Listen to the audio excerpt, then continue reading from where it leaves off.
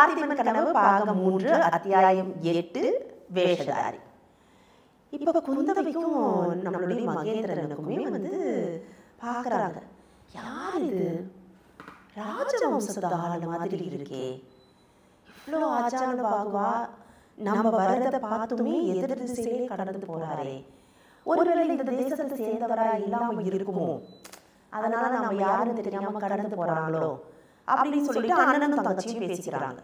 அப்ப குந்தவை சொல்றா, இருக்கலாம்னா இப்போ கடந்த வாரத்துல வந்த கப்பல்ல நிறைய அயல்நாட்டவர்கள் இறங்கி இருக்காங்க, அதனால அயல் தேசத்தை சேர்ந்தவரா இருக்கலாம் அப்படின்னு மகேந்திரன் சொல்றான். ஆச்சான பாகுவான ஒரு தோற்றம், வீரம் போல இருக்கான், தெரியல யாருன்னு. ஆனா எவ்வளோ ஒரு வீரனா இருக்கணும்னா அவனுடைய குதிரை போன இடமே தெரியல பாரு பின்னாடி. அதாவது அவ்வளவு வேகமா குதிரை கடந்து போயிடுச்சு.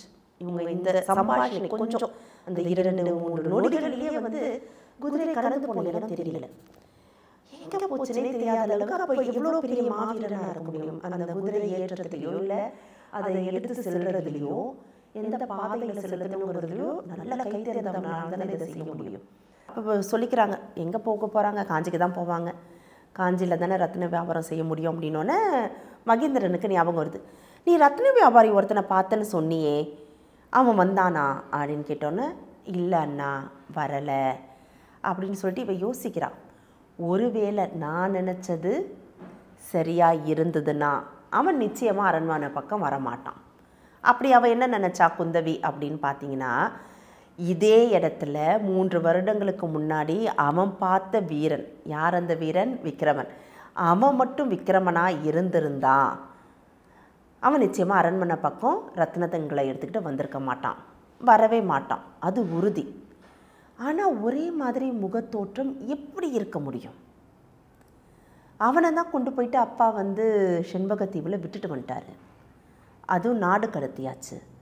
அப்படி இருக்கும்போது ஒரே தோற்றம், அவன் இங்கே எப்படி வர முடியும்? ஒரே தோற்றம் இருக்கக்கூடிய இருவரா அப்படிங்கிற ஒரு குழப்பத்திலேயே குந்தவி இருக்கா. இதை மகேந்திரன் கவனிச்சிடறான். கவனிச்சுட்டு தங்காய் அப்படின்ட்டு ஆசையாக கூப்பிட்றான். அண்ணா அப்படிங்கிறாவ, நீ ஏதோ ஒரு குழப்பத்திலே இருக்க, நான் கிட்டத்தட்ட 2 வருஷம் ஆச்சு இங்கே உன் முகத்தில் இருக்கிற சிரிப்பே காணாமல் போயிடுச்சு. எனக்கும் பாரு, எனக்கு இந்த ராஜ்ய பொறுப்பெல்லாம் ஏற்றுக்கவே பிடிக்கல. ஏதோ சிங்கம் இருக்க வேண்டிய இடத்துல பேருக்கு பூனையை உட்கார வச்ச மாதிரி இருக்குது. அப்பா இருந்து நரசிம்மவர்மர் ஆட்சி செய்ய வேண்டிய இடத்துல பல்லவ சக்கரவர்த்தியோடைய ஆட்சியில் நான் ஒரு பூனை மாதிரி உட்காந்து ஆட்சி செய்கிற மாதிரி இருக்குது. இதை பார்த்தியா, கடல் கடந்து வந்த தேசத்தானுக்கு நம்மளை தெரியல, அப்படி தானே போகிறோம் நம்மளை கடந்து. இதே மாதிரி தானே மற்றவங்களும் நம்மளை நினைப்பாங்க. அதனால் நான் இன்றைக்கி ஒரு முடிவோடு இருக்கேன். நேற்றே இது அப்பா கிட்டே பேசணும்னு நினச்சேன், நேற்று அப்பா வீட்டுக்கு வரல, இல்லைனா நான் நேற்றே பேசியிருப்பேன். அரண்மனைக்கு அவர் வந்திருந்தாருன்னா நான் நேற்றே பேசியிருப்பேன்.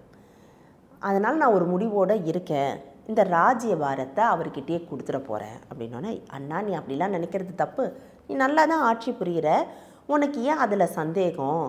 நல்ல ஆட்சி நடந்துக்கிட்டு இருக்கு, நீ ஏன் அப்பா கிட்ட கொடுக்கணும்னு சொல்கிறேன்னொன்னே இவன் சொல்கிறான், விக்ரமன் இவன் நம்மளுடைய மகேந்திரன் என்ன சொல்கிறான், அதுக்கு ஒரு காரணமும் இருக்குது. அது என்ன காரணம்னா, எனக்கு கடல் கடந்து ஒரு வேலை இருக்குது, அந்த வேலையை நான் தீர்க்கமாக செய்து முடிக்கணும்னு நினச்சிட்டேன், அதனால் நான் அதுக்கு போயே ஆவேன் அப்படின்னோடனே, எங்கே போகிறேன் நான் அப்படின்னோடனே, செண்பகத்தீவுக்கு போகிறேன் அப்படின்னோடனே இவ சிரிக்கிறான். யார்? குந்தவி. ஒரு பக்கம் சிரிப்பு, ஒரு பக்கம் கண்ணு கலங்கியிருக்கு. எதுக்கு நான் செண்பகத்தீவுக்கு போகிறேன்? என் தங்கச்சி இப்படி சோகமாக இருக்கிறத என்னால் பார்க்க முடியல, நீ சிரித்து பார்த்து எனக்கு 2 வருஷம் ஆச்சு, மனசில் தாங்க முடியாத ஏதோ ஒரு பாரத்தை சுமந்துக்கிட்டு இருக்க பற்றியா, அதெல்லாம் ஒரு அண்ணனாக இருந்து போக்குறதுக்கு தான் செண்பகத்தீவு போகிறேன். போயிட்டு அவனை இங்கே பிடிச்சி கொண்டு உன் முன்னாடி நிற்க வச்சு கன்னத்திலேயே போட்டுக்க சொல்ல போகிறேன், என் தங்கச்சி விட்டு போனியா அப்படின்னு சொல்லிட்டு அப்படிங்கிறான். ஆனால் நீ நினைக்கிறது எதுவுமே நடக்காதுன்னா, அவன் ஒரு திமிர் பிடிச்ச சோழ இளவரசன், அவனுக்கு என்னை பார்த்தாலே பிடிக்காதா, என்னை பார்த்தா ஏன் பிடிக்காது அப்படின்னா, நான் பல்லவ சக்கரவர்த்தியோட பொண்ணு, என்னை பகைவனாக தான் நினைப்பான், அவனை பார்த்தாலே பிடிக்காது அப்படின்னா, என்னை பார்த்தாலே அவனுக்கு பிடிக்காமல் போயிடும் அப்படின்னோடனே அப்போ மகேந்திரன் சொல்கிறான், நீ உன்னை இதுக்கு முன்னாடி கண்ணாடியில் பார்த்துருக்கியா அப்படின்னு கேட்குறான். உடனே ஒரே வெக்கம் வந்துடுது குந்தவிக்கு. உன்னை பிடிக்காதுன்னு சொல்கிறான்னா அவனை இங்கே இப்போ கையை கட்டி இங்கே கூப்பிட்டு வந்து உன் முன்னாடியே கன்னத்தில் போட வைக்கிறேன்னா இல்லையா பாரு. அப்படி விற்கலைன்னா மகேந்திர சக்கரவர்த்தி இருக்கிறார்களே அவருடைய பேரனா இல்லை அப்படின்னு சொல்லிட்டு இந்த இளவரசர் மகேந்திரன் சொல்கிறார். ஒரு பக்கம் குந்தவிக்கு சந்தோஷம், இன்னொரு பக்கம் ஒரு வருத்தம் இருக்குது. ஏன்னா அவன் சோழ வம்சத்தை சேர்ந்த ஒரு இளவரசன் இல்லையா விக்ரமன். அவனுடைய குணாதிசயங்கள் இவளுக்கு 3 வருடங்களுக்கு முன்னாடியே தெரிஞ்சிருந்தது. ஏன்னா பழி வாங்கணுங்கிற ஒரு எண்ணம் தான் அவன் மனசில் இருந்தது.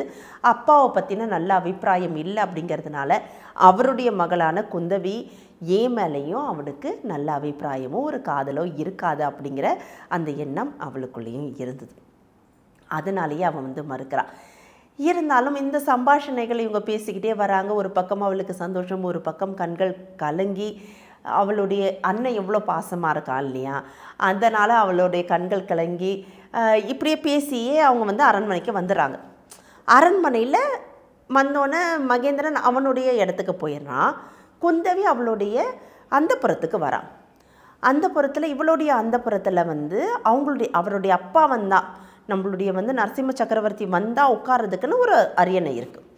ஒரு பிரம்மாண்டமான ஒரு அரியணை அவளுடைய அந்தப்புறத்தில் இருக்குது. தூரக்கு இருந்து பார்க்குறா, அங்கே வேறு யாரோ உட்காந்துருக்காங்க. யார் இது அப்படின்னு ஒரு கோவம் வருது. அப்பா உட்கார்ற இடத்துல யார் அது? ஒரு ஒரு ஒரு பெண்ணுக்கே இருக்கக்கூடிய ஒரு கோவம். அதுவும் மகளாக இருக்கக்கூடிய ஒரு பெண்ணுக்கு அப்பாவோட இடத்த வேறு யாராவது அபகரிச்சாங்கன்னா போச்சு. அப்படி ஒரு கோவம். அப்பாவுடைய அரியணையில் யார் உட்காந்துருக்கா அப்படின்னு சொல்லிட்டு அப்படியே வெறித்தனமாக கிளம்பி போகிறா. போயிட்டு, ஐயா யார் நீங்கள்? அயல் நாட்டவரா? யார் நீங்கள்? உங்களுக்கு இந்த இடம் எப்படி தெரியும்? நீங்கள் இங்கே எப்படி வந்தீங்க? இங்கே எப்படி நுழைஞ்சிங்க? அதுவும் இல்லாமல் அப்பாவோட அரியணையில் நீங்கள் எப்படி உட்காரலாம் அப்படின்னு சொல்லிட்டு பேசிக்கிட்டே இருக்கா. எதிர்க்க நின்று அங்கே உட்காந்துருக்கிறவர் யாருன்னு பார்த்துட்டிங்கன்னா நம்மளுடைய ஒற்றற்படை தலைவர். அடே ஆஸ்வாசமாக உட்காந்துக்கிட்டு, அம்மா குந்தவி தேவி, நான் என்னுடைய பேர் வீரசேனன், நான் தான் ஒற்றற்படை தலைவன்.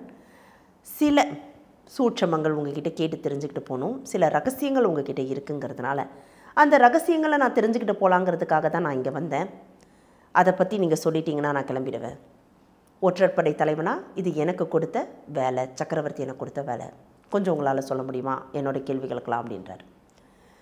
வேகமாக குந்தவைக்கு ஒரு சிரிப்பு வருது. சிரிச்சுக்கிட்டே அப்பா இது என்ன ஒரு வேஷம், இப்படியெல்லாம் ஒரு வேஷம் போடுறீங்க அப்படின்னு வேகமாக போயிட்டு அவரோட மீசை தாடி எல்லாத்தையும் பிச்சு போட்டுட்டு எப்பவும் போல் அவருடைய தோலை போட்டு தொங்கிக்கிட்டு அப்படி ஒரு சந்தோஷம் அவளுக்கு. அவங்க அப்பாவை பார்த்தோன்னே தொங்குறா. கேட்குறா, என்னப்பா இது வேஷம், ஆனால் உங்களுடைய குரல் மட்டும் எனக்கு கேட்கலன்னு வச்சுக்கோங்களேன், நான் அடையாளமே கண்டுபிடிச்சிருக்க மாட்டேன். இந்த வித்தையெல்லாம் எங்கேருந்து நீங்கள் கற்றுக்கிட்டீங்க அப்படின்னு சொல்லிட்டு கேட்குறா குந்தவி. அதுக்கு நம்மளுடைய நரசிம்மவர்மர் சொல்கிறாரு, மகேந்திரவர்மர் என்னுடைய தந்தையார் இருக்கிறார் இல்லையா, அவர் நிறைய சூட்சமங்கள் எனக்கு சொல்லி கொடுத்துருக்கிறாரு. அதில் இருக்கிறதுலையே ரொம்ப சிறப்பானது யாரும் அறியாத வண்ணம் நம்ம மாறு வேஷம் போடுறது தான். அப்படி ஒரு வேஷத்தில் தான் நீ என்னை பார்த்த அப்படின்னு சொல்கிறார். அதற்கப்புறம் நடந்த சம்பாஷணைகளை அடுத்த அத்தியாயத்தில் பார்க்கலாம். இந்த தகவல் உங்களுக்கு பிடிச்சிருந்தா லைக் பண்ணுங்க, உங்க ஃப்ரெண்ட்ஸுக்கு ஷேர் பண்ணுங்க, மறக்காம எங்க சேனலுக்கு சப்ஸ்கிரைப் பண்ணுங்க.